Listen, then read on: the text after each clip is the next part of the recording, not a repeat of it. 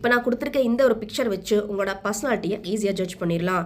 First நீங்கள் பார்க்கும்பொழுது உங்களுக்கு ஒரு ஆணும் பெண்ணும் டேரெக்டாக ஐ டு ஐ கான்டாக்டில் பார்க்குற மாதிரி ஒரு பிக்சர் உங்களுக்கு தெரியுது அப்படின்னா, you are a very strongest person and very very practical person in the world.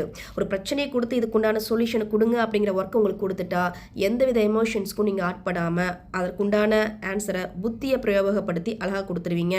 இதில் அவன் சங்கடப்பட்டுருவானோ, இவங்க தப்பாக நினச்சிக்குவாங்களோ, எந்தவித எமோஷன்ஸ் ஒர்க்கும் உங்ககிட்ட நடக்காது.